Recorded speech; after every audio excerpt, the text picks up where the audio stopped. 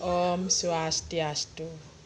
Nama saya Nyoman Budi Ayu Uyentari, NIM 18.1.2.6.1.36, MTK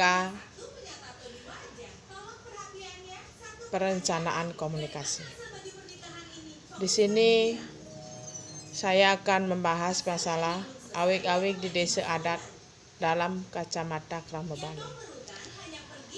Masalah topiknya, masalah awik-awik desa Pekraman pada umumnya menjadi tugas di bagian hukum dan HAM, khususnya di subbagian bantuan hukum dan HAM, baik itu terkait pembinaannya, penelitian, pembahasan, dan penyuratannya.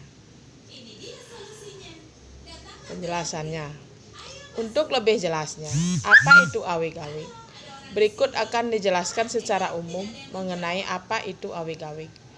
Sama halnya di dalam sebuah negara yang memiliki undang-undang atau hukum dasar yang mengatur kehidupan warganya dan sebuah organisasi yang memiliki anggaran dasar rumah tangga yang digunakan sebagai pedoman dalam menjalankan organisasinya.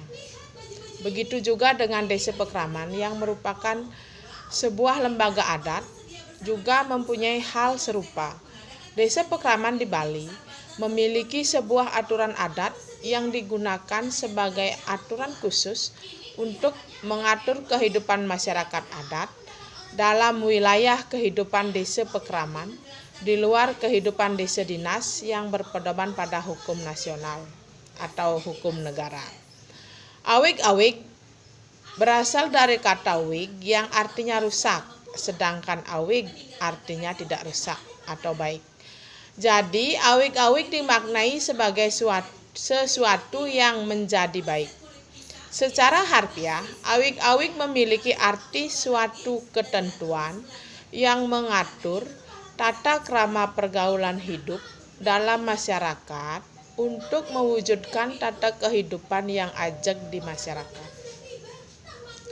Dalam Peraturan Daerah Provinsi Bali Nomor 3 Tahun 2003, disebutkan bahwa hukum adat atau awik-awik dan perarem adalah hukum adat Bali yang hidup dalam masyarakat Bali yang bersumber dari catur dreste serta dijiwai oleh agama Hindu Bali. Catur dreste yakni ajaran-ajaran agama, guna dresta yakni nilai-nilai budaya, loka dresta yakni pandangan hidup, dan desa dreste yakni adat istiadat setempat. Karakteristik yang dapat ditemui dalam awik-awik diantaranya yaitu bersifat sosial religius yang tampak pada berbagai tembang-tembang, sesonggan, dan pepatah atau petitih. Untuk membuat sebuah awik-awik harus menentukan hari baik, waktu, tempat, dan orang suci yang akan membuatnya. Hal ini dimaksudkan agar awik-awik itu memiliki karisma dan jiwa atau taksu. Awik-awik yang ada di desa Pekraman tidak saja mengatur masalah buana alit, kehidupan sosial, tapi juga mengatur buana agung kehidupan alam semesta.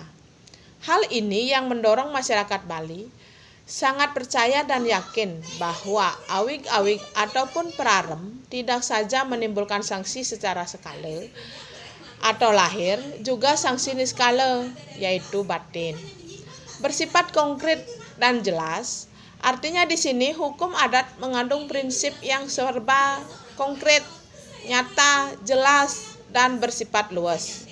Kaedah-kaedah hukum adat dibangun berdasarkan asas-asas pokok saja, sedangkan pengaturan yang bersifat detail diserahkan pada pengelolaan asas-asas pokok itu dengan memperhatikan situasi dan kondisi masyarakat.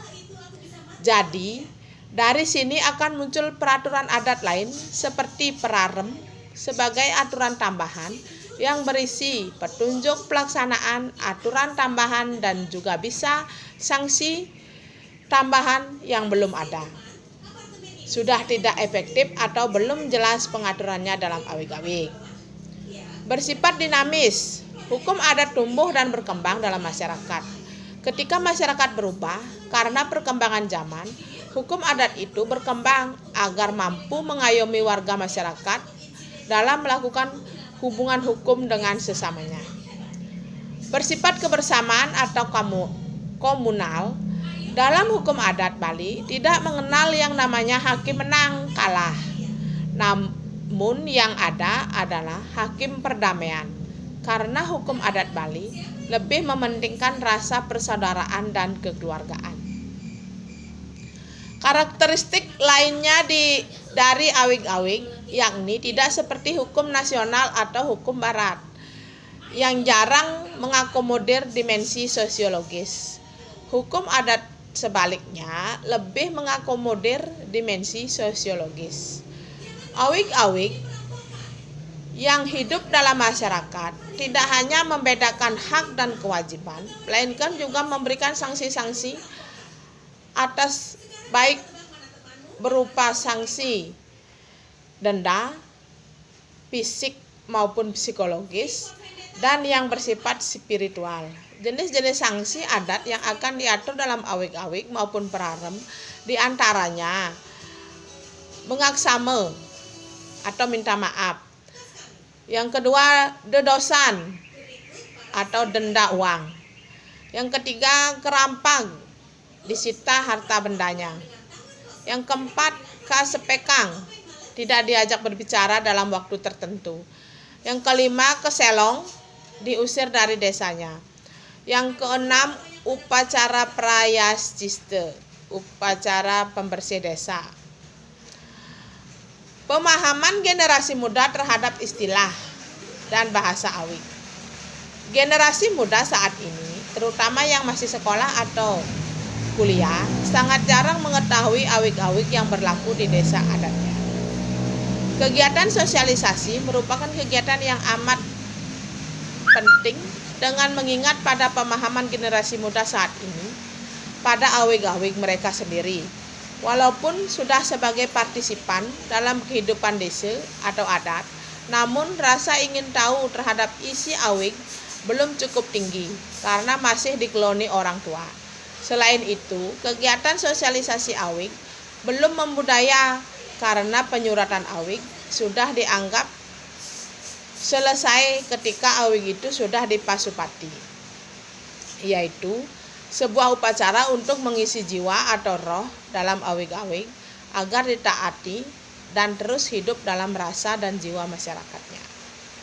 Penutup, sosialisasi isi norma awig mempunyai beberapa fungsi, yaitu sebagai upaya memberikan informasi terhadap isi norma dalam awig sebagai kontrol sosial dan sekaligus sebagai rekayasa sosial. Selain itu juga, dalam upaya memperoleh umpan balik untuk perbaikan, baik mengenai isi, sistematika atau bahasanya, serta melakukan konsistensi antara hukum adat dengan hukum negara. Oleh karena itu, dianggap perlu direkomendasi, yaitu kepada prajuru adat, agar mampu memahami konsep dalam rumusan norma dalam awig, dan sekaligus juga mampu melakukan analisis sesuai dengan norma, konsep, dan teori untuk menciptakan keputusan terhadap kasus konkret yang dihadapinya dan menyesuaikan bahasanya agar mudah dipahami oleh generasi kekinian. Sekian pemaparan dari kami. Om Santi Santi Santi. Terima kasih.